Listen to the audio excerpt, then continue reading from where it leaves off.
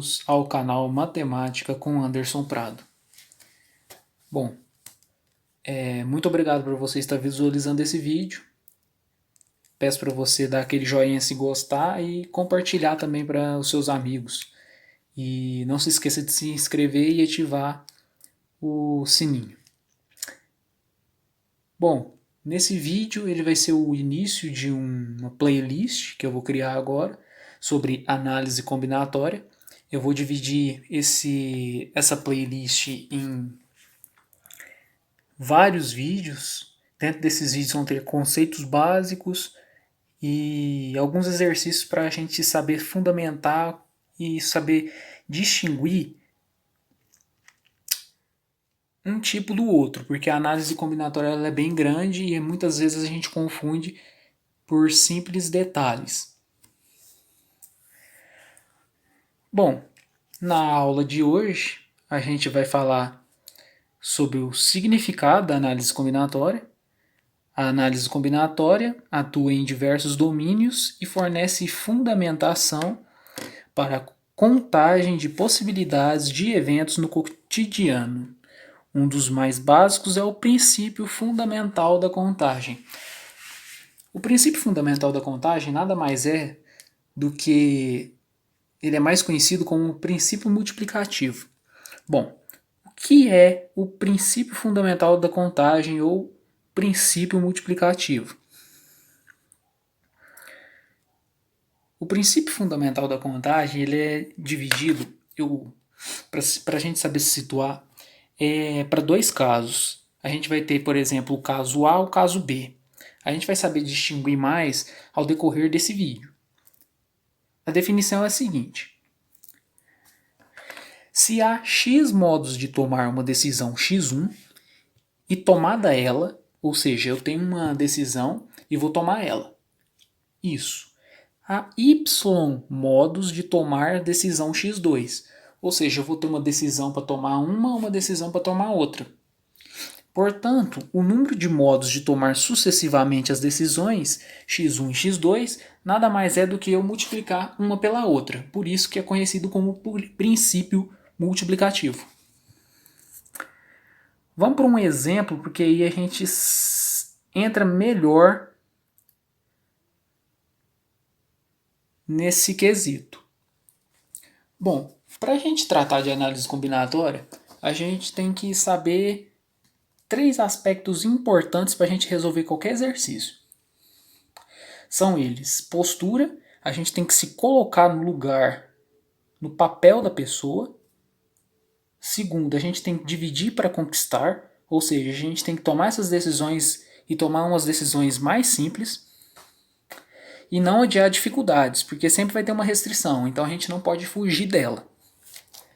Esse exemplo é muito simples. Ó. A gente deseja formar casais com 5 homens e 5 mulheres. Primeiro, a gente tem o quê? Se situar no lugar da pessoa.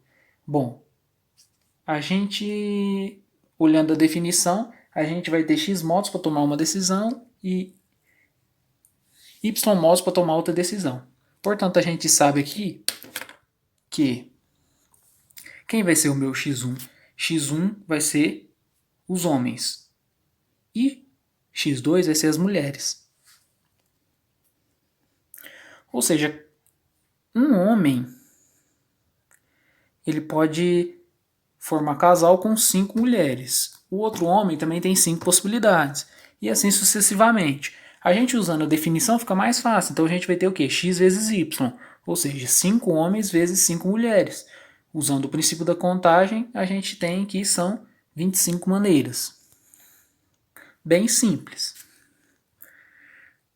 A partir disso, a gente tem o princípio fundamental da contagem generalizado.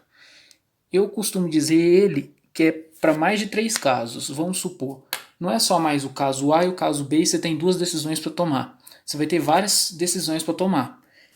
Então a definição me diz: se há xi modos de tomar uma decisão xi, xão, para i de 1 até n elementos, então o número de modos de tomar sucessivamente as decisões xi é eu pegar cada elemento e multiplicar um pelo outro. certo? Sem problema algum.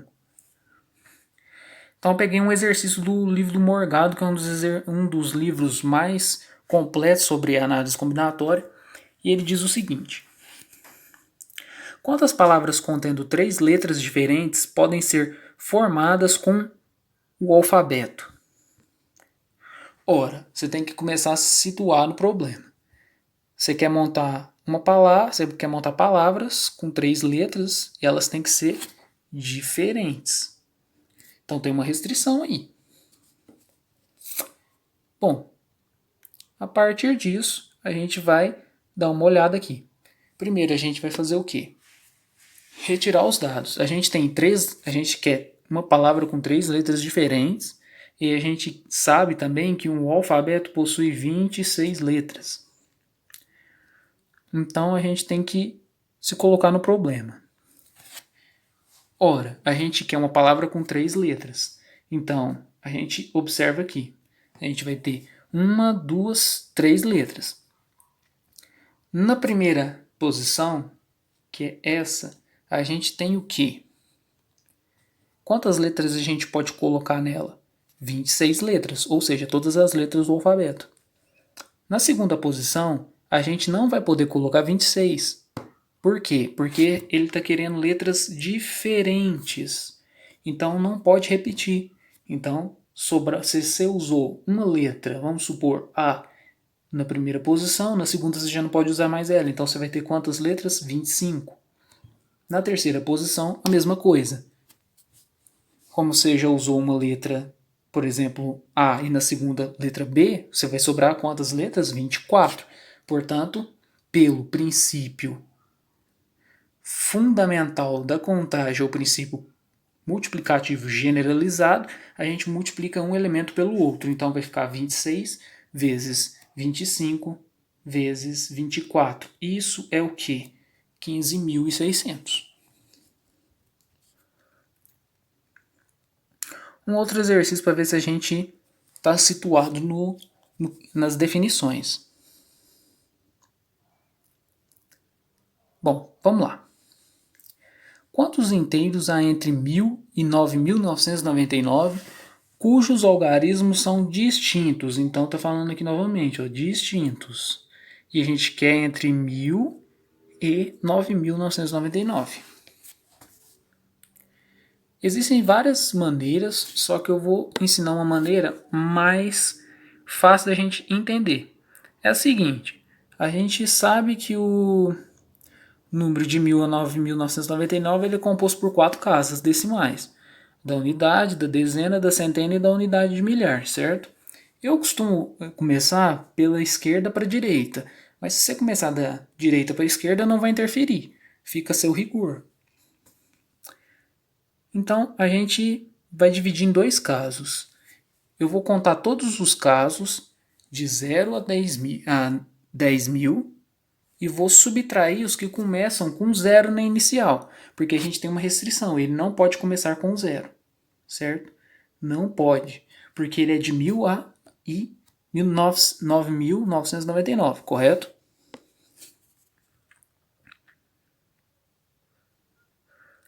Então vamos dividir em 2 casos, como eu estava falando. É o seguinte, a gente sabe que para a gente fazer um número, ele é constituído num conjunto de 0 até 9. Então dentro desse conjunto a gente sabe que tem 10 algarismos. É só contar. E a gente sabe ainda que o número tem que ser maior ou igual a 1.000. Vamos fazer assim. Eu vou colocar todos os casos, que é o primeiro. O primeiro eu vou contar com 0 na primeira casa, sem restrição alguma. Então a gente vai ter 10 na primeira casa, 9 na segunda, porque não pode repetir, porque são distintos, vezes 8 vezes 7. Vai dar o quê? 5.040. Agora a gente tem que analisar o quê? Não pode começar com 0. Então a gente vai usar esse caso. Tem que ser diferente de 0. Então o que a gente vai ter aqui? Quantos casos que pode ser nessa casa? Um caso, que é o quê? O que não tenha 0. Nesse caso aqui a gente vai ter de novo. A gente sabe que no conjunto tem 10 algarismos e a gente já utilizou um. Então quantos algarismos a gente sobrou? 9. No segundo aqui, 8. No outro, 7. Então a gente fica assim, esse resultado fica 1 vezes 9 vezes 8 vezes 7, que vai dar o quê? 504. Então a gente tirou os casos que começam com 0 na primeira posição. Então isso fica o quê? 5.040 menos esses casos, porque a gente não quer o que o zero fique na unidade de milhar, que é a quarta casa. Então a gente vai ter 5.040 menos 504. Isso vai ser o quê? Sobra 3, fica 10, sobra 6. Aqui fica 3. Subtrai, fica 10, tira 5 é 5. E aqui 4. 4.536, certo?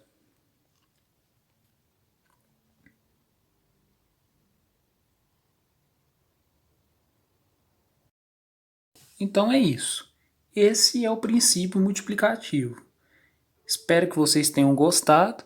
No próximo vídeo eu vou trazer o princípio aditivo, que é um princípio um pouco mais complexo, que a gente tem que ter uma pequena noção de conjuntos, subconjuntos, mas quando se olhado de forma tranquila, a gente vai ver que ele é fácil. Então, quem gostou do vídeo, dá um joinha e não se esqueça de compartilhar se tiver gostado. Muito obrigado e até o próximo vídeo, pessoal.